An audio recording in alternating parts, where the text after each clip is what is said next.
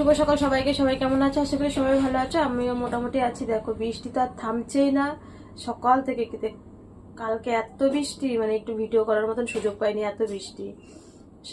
পরশুদিনকে সারা রাত বৃষ্টি হয়েছে, কালকে সারা দিন, আজকেও দেখো বৃষ্টি হচ্ছে, একটুকু থামছে না। এদিকে ভাত বসিয়ে দিয়েছি, বাসনগুলো তবু কালকে রাত্রে মেজে রেখেছি। জানি সকালবেলা বৃষ্টি রাত্রের থেকে বেশি হয়, সন্ধ্যাবেলার দিকে একটু কম ছিল, টিপ টিপ করে, তাও ভিজে ভিজে সব বাসনগুলো মেজে রেখেছিলাম। তো রান্নাঘরে ধুয়ে দিয়েছি, আর উপর করিনি আর কি। তাই এদিকে ভাত বসিয়ে দিয়েছি, আর একটু ডাল চচ্চড়ি করবো, ডালটাও বসিয়ে দিয়েছি। তা ভিডিওটা এখন থেকে শুরু করছি। চা খাওয়া হয়ে গেছে, আশা করি ভালো লাগবে, সবাই দেখতে থাকো কন্টিনিউ। তাহলে এখন এগুলো গুছিয়ে নিই। সকালটা বেশ ভালোই ছিল, দেখো ভালোই কাজকর্ম করছি।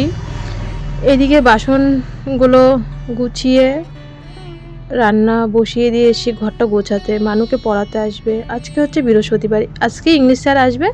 তারপরে তো কালকের থেকে পরীক্ষা, আগস্টের 1 তারিখের থেকে। যে কদিন পরীক্ষা সেই কদিন ওকে মাস্টারমশাইরা পড়াতে আসে না। তা আমি তাড়াতাড়ি, এদিকে তো বৃষ্টি তো হয়েই যাচ্ছে, বিছানা চাদরটা অনেক দিন হয়ে গেছে, আজকে তুলবো। তা মানুরবাপি 2টো বিছানা চাদর দিয়ে গেছে, বলছে এই গোলাপিটা অনেক দিন, প্রায় 3-4 বছর হয়ে গেছে, এটা আর পাতবে না, দেখতে কেমন লাগে। তারপরে আবার দুধ চা পরে বিছানা চাদরটা অনেক আগেই নষ্ট হয়ে গেছে। ভাবছি কাঁথা সেলাই করবো, ধুয়ে ভাঁজ করে রেখে দিয়েছিলাম, তবু ভাবছি কি এখনও তো বর্ষা প্রায় 2 মাস আছে, সেই আশ্বিন মাসে গিয়ে বর্ষা কমবে। তো বিছানা চাদরটা পেতে দিই, পাতি আর 1-2 দিন পাতবো, তারপরে গিয়ে ধুয়ে পরে। তাও আজকে চাদরটা পাতলাম। আর এদিকে দেখো মানু যে ওষুধ খেয়েছে, সেই ওষুধগুলো ওইভাবে রয়েছে, সকালবেলা তা গুছিয়ে দিদি দোকানে ডাকছে। কি নেবা? তেল নেবা? 200 তেল। আর কি নেবা? বাসন মাজা সাবান দেবো।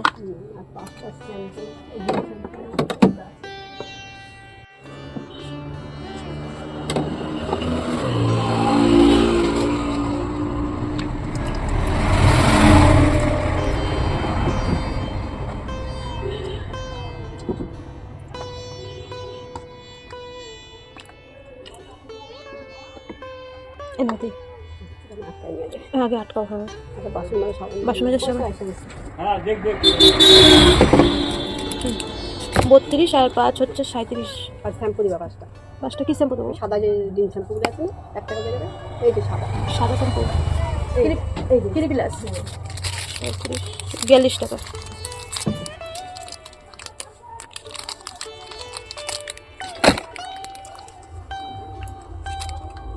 আর কি দিদি? গোলাপো কোথায় ঝগড়া হচ্ছে গো? 42 এটা 42 কাটো, আমি তো বলছি গোলাপো কোথায় থাকে গো দি? গোলাপোটা হ্যাঁ ওই পাশ থেকে তো দেয় এটা 42 টাকা কত বলবো? হ্যাঁ 20, এই তো 40 টাকা। হ্যাঁ আর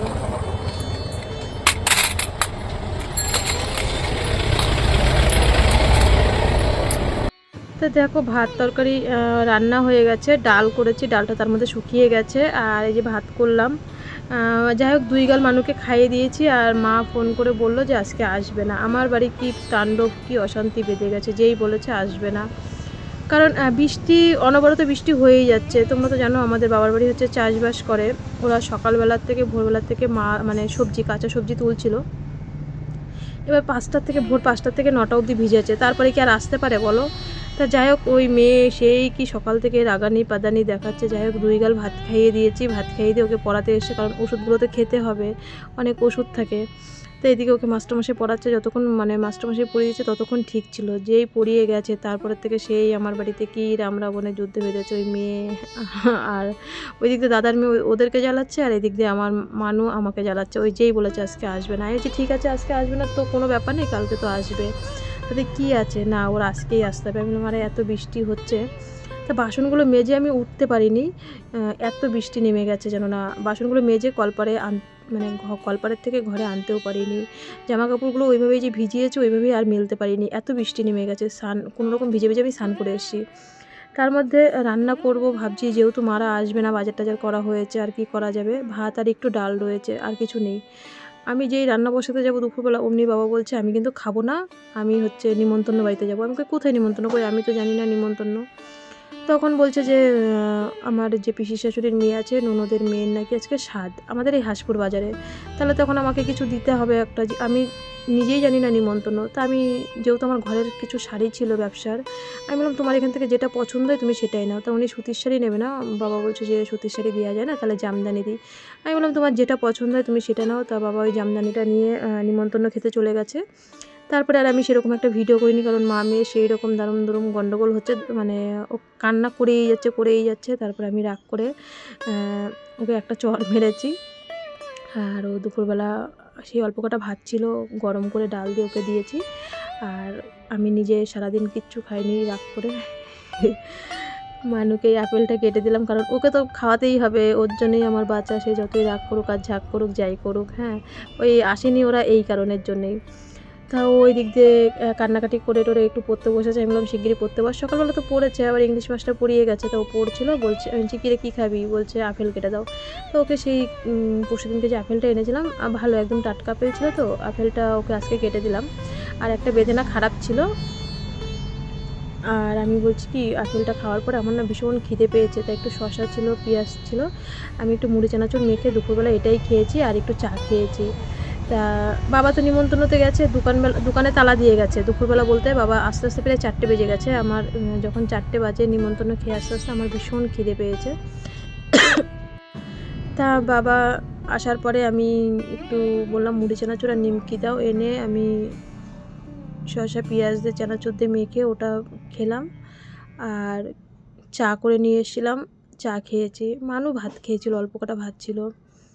তা মানু বলছে কি যে রান্নাবাটি খেলবে। ও রান্নাবাটিগুলো সকালেই বের করেছিল, যে বুনু আসবে বলে সকালবেলায় রান্নাবাটিগুলো বের করেছিল। তো বুনু তো আর আসেনি, কী হবে, তা ওই রান্নাবাটি নিয়ে বসে গেছে খেলতে। তা আমি বললাম কি রে মুড়ি চানাচুর খাবি, বলছি কি দাও তাহলে আমাকে একটু, ওকেও আবার একটু দিলাম, ও খেলো। অনেক দিন পরে না বাইরে তো বৃষ্টি হচ্ছে, ভীষণ বৃষ্টি হচ্ছে। আর মুড়ি চানাচুর শসা পেঁয়াজ ভাত খাইনি, তাতে কি আছে। শসা পেঁয়াজ মুড়ি মাখাটা না কিন্তু ভীষণ আজকে টেস্ট লাগলো। মানু কিন্তু কটা খেয়েছে অনেক দিন পরে, ও সেরকম একটা খেতে চায় না। আর এই দেখো রান্নাবাটি সত্যি সত্যি যেন না তেল হলুদ লবণ নিয়ে এসে মোম জ্বালিয়ে সেই রান্নাবাটি খেলা চালু করে দিয়েছে। ও সকালবেলা সব গুছিয়ে রেখেছিলো যে বোন আসলে দুই বোন মিলে খেলবে। তা বোন তো আর আসতে পারেনি, আর কি করা যাবে। মানুষ তো বলে না যে বিপদ আসতেই পারে, বা এই ঝড় বৃষ্টির দিনে কি করে আসে। তা আসতে পারেনি। এইটা নিয়ে দেখো মানু কান্না করেছে, চোখ মুখ ফুলে গেছে, অনেক কান্না করেছে। বকা দিয়েছিলাম যে, আবার একটু মেরেছিলাম, ও রাগ উঠে গেছিলো। কতক্ষণ আর সহ্য করা যায়, মানুষের তো একটা ধৈর্য সহ্যর ব্যাপার আছে, তাই না বলো। শুভ সন্ধ্যা সবাইকে। এতক্ষণ বিনিতার মা দিদি ছিল, গল্প করছিলাম। মানু সন্ধেবেলার থেকে আমার হচ্ছে ছোটো ভাসুরের মেয়ে, মানে রানা রানা রানা বলি না, মানুষ যে দাদা বলো বা বন্ধু বলো, ও ওদের বাড়িতে ছোটো ভাসুরের বাড়ি, জ্যাঠা শ্বশুরের বাড়িতে আজকে দুষ্টুর হচ্ছে জন্মদিন, মানে ছোটো ভাসুরের মেয়ের জন্মদিন রাত্রেবেলা। তো বিনিতা মানু এই মানু তো বিকাল থেকে ওদের বাড়িতে রয়েছে, কারণ সারাদিন বই পড়েছে। আজকে যেন সেরকম ঠিক মতন ভিডিও করিনি, মনটা ভীষণ মানে খারাপ। কারণ হচ্ছে খারাপ বলতে মানুকে একটু বকেছি, ওকে মারার মতন তো জায়গা নেই, কিন্তু আজকে এত রাগ উঠে গেছিলো। আজকে সকালবেলা মা আর দাদার মেয়ের আসার কথা ছিল। দাদার মেয়ের 22 তারিখে পরীক্ষা শেষ হয়ে গেছিলো, সেই তখন থেকে আসবে আসবে নাচছে। আর আমার দাদার মেয়ে তো পিসি বলতে জীবন, তা হচ্ছে ও আসবে। এবার আমি বললাম কি এখন আসিস না সোনা, দিদিভাইয়ের পরীক্ষা তো 1 তারিখ থেকে 31 তারিখে আসবি, তাহলে আমার মা যদি একটু রান্নাবান্না করে আমার স্কুলে যেতে সুবিধা হবে। তা মা বললো ঠিক আছে 31 তারিখে, মা কালকে বুধবার ছিল, কালকে আসার কথা ছিল। এবার আজকে বৃহস্পতিবার, মা আজকে আসবে। সকালবেলা আমি দেখলে তো দোকানে ছিলাম, বাবাকে বাজার করতে পাঠিয়েছি। আর বৃষ্টি তো মানে অনবরত হয়েই যাচ্ছে। মা বাবা ওরা নাকি ভোরবেলার থেকে মাল তুলেছে, মাল বলতে যে পটল চিচিঙ্গা সবজি, কাঁচা সবজি তুলেছে ভিজে ভিজে, 5টার থেকে ভিজেছে। মা 9টার সময় ফোন করে বলছে কি আজকে না যেতে পারবো না, বৃষ্টিতে ভীষণ বৃষ্টি। আর ওইদিকে তখন এইদিকেও বৃষ্টি হচ্ছে, ওইদিকেও বৃষ্টি হচ্ছে, টোটোতে গেলে ভিজে যাব। মা আর দাদার মেয়ে আসার কথা, তা যেহেতু তনুদা দিতে আসবে, তা বাবা তো সেই বিএমটির পরে এসেছিলো মানুকে দেখতে। প্রায় আজকে 6 মাস হয়ে গেছে, 6-7 মাস হয়ে গেছে। মানুরিতেও বিএমটি এই 11 মাসে পড়বে। তা বাড়ি তো ওখানে 3 মাস ছিলাম, হ্যাঁ 8 মাস হয়ে গেছে বাড়িতে এসছি। তার মধ্যে বাবা একদিন এসেছিলো বিএমটির পরে বাবা মানুকে দেখতে। তা মা বলছে কি চলো আজকে 8 মাস হয়ে গেছে, মেয়ের বাড়ি যাও না, একবারে চলো, তুমি দুপুরবেলা খাওয়া দাওয়া করে তুমি আর তনু চলে আসবা, আর আমি আর পুচু থেকে যাব। তা বাবা আসবে, মা আসবে, তনুদা আসবে, দাদার মেয়ে আসবে, এবার বাবাকে বলছি বাজার করতে, বাবা সবজি টবজি বাজার করেছে, মা বলছে আসবে না। এবার যেই বলেছে আসবে না, সত্যি তো বৃষ্টি হচ্ছে, কি করে আসবে? আর মানুষ এই কি বাড়ির মধ্যে ওই দিক দিয়ে নাকি দাদার মেয়ে তিরিং তিরিং করছে, পিসির বাড়ি আসতে পারিনি, আমার মার সাথে নাকি 2-3 দিন ধরে কথা বলে না। এত রাগ হয়ে গেছে, মানে আমার আজকে সারাটা দিন আমি কান্না করতে করতেই গেছি। ওরা তো মারার শরীরের মধ্যে কোনো জায়গা নেই, তাও একটা চর মেরেছি আজকে অতিরিক্ত রাগের পরে, যে তুই বুঝিস না যে দিদা হচ্ছে দাদু সকালবেলার থেকে বৃষ্টিতে ভিজেছে, এখন কি করে আসবে? এতটা দূর আসতে গেলে 1.5-2 ঘন্টা লাগবে রিজার্ভ গাড়ি হলেও। কি করে বৃষ্টির মধ্যে ভিজে ভিজে আসবে দিদা? আমাদের বাড়ি এসে একবার ঠ্যাং ভেঙে গেছে বর্ষার মধ্যে, কি করে আসবে এরকম বলেছি।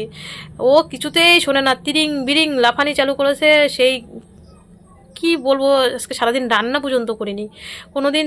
এই যে আজকে আমার সত্যি সত্যি বিএমটি হয়ে 8 মাস বাড়ি এসি, আমি 8 মাসই 3 বার রান্না করি। আজকে সেই যে সকালবেলা ডাল ভাত রান্না করেছি, মা আসবে, তনুদা আসবে, বাবা চলে যাবে, দুপুরবেলা আবার রান্না করব।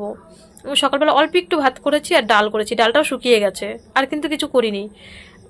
আর ওই যে বাবা নিমন্ত্রণতে গেছে ননদের বাড়ি, মানে পিসি শাশুড়ির মেয়ের বাড়িতে।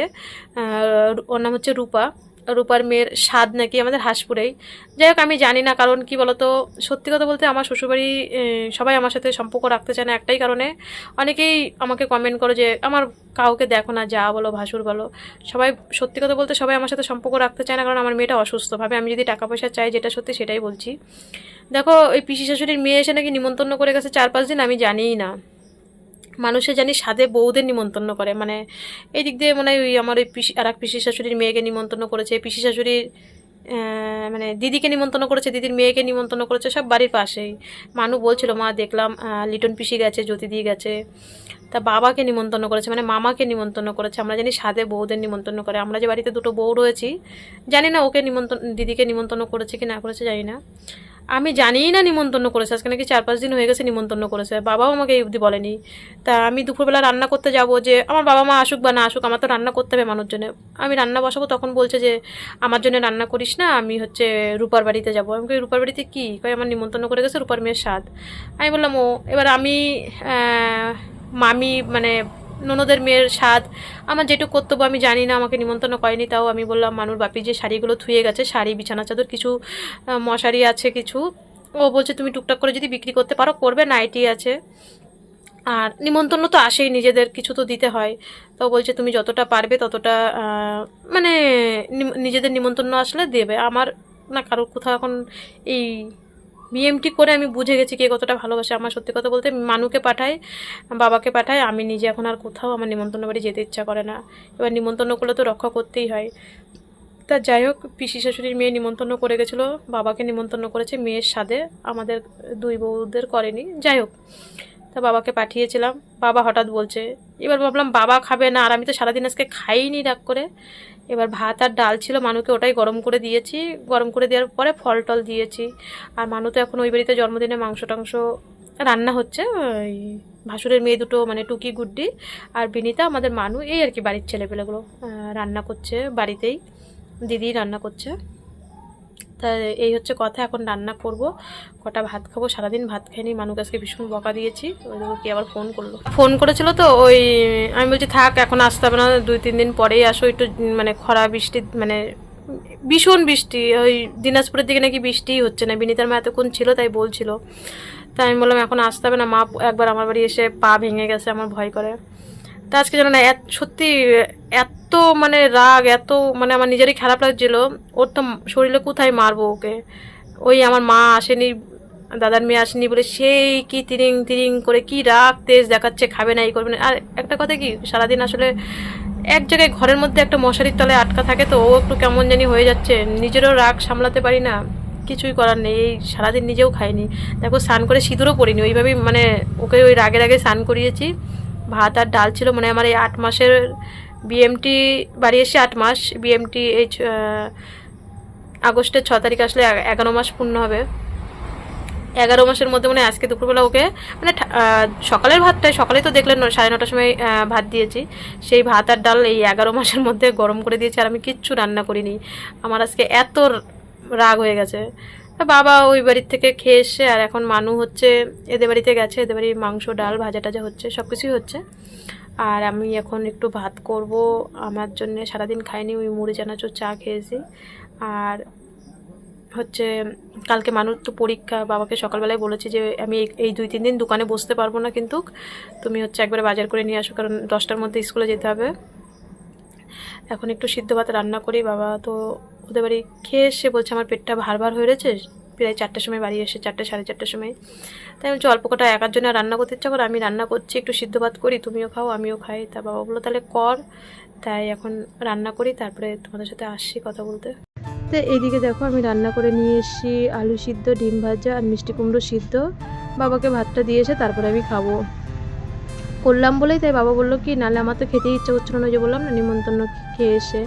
আর মানু এখনও আসেনি, প্রায় 9:30 বেজে গেছে, কারণ ওদের একটু রান্না করতে লেট হয়েছে। তার কারণ হচ্ছে দিদি একটু নাকি কিসের মিটিংয়ে গেছিলো, তাই ভাত ডালটা রান্না করতে একটু লেট হয়ে গেছিলো। মাংস আর কি করেছিল আসার পরে, মানু আসার পরে আমি শুনছিলাম যে আজকে বর্মাদের ঘরে কী দিয়ে খেলি, বললো মা ডাল মাংস আর কি পায়েস এইসব আর কি। তাই ও অনেকটা রাত হয়ে গেছিলো আস্তে আস্তে, কালকে আবার পরীক্ষা আছে, আমি তাড়াতাড়ি শুয়ে পড়বো, সব কাজ এখনও বাসন মাজবো, রান্নাঘর মুছবো, সব কিছু পড়ে রয়েছে। তাই ভাবছি ও আস্তে আস্তে না আমি ওর ওষুধটা গুছিয়ে রাখি, মাউথ ওয়াশটা কমপ্লিট করে রাখি, ও আসলেই তাড়াতাড়ি দিয়ে দেবো। তার মধ্যে বিছানাটাও করে ফেলেছিলাম। ও আস্তে আস্তে প্রায় রাত 10:30 বেজে গেছিলো। বাবা আবার গেছিলো ওকে আনতে, কিরে তোদের এত রাত হচ্ছে, তো বললো একটু রান্না করতে লেট হয়ে গেছিলো, তো তাই বললাম ঠিক আছে কোনো ব্যাপার নেই।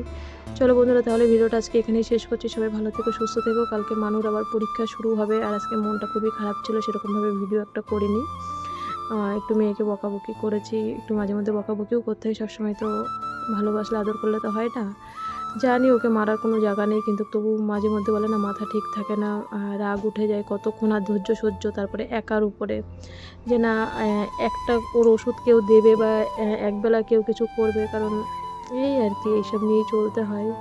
সবাই ভালো থেকো, সুস্থ থেকো।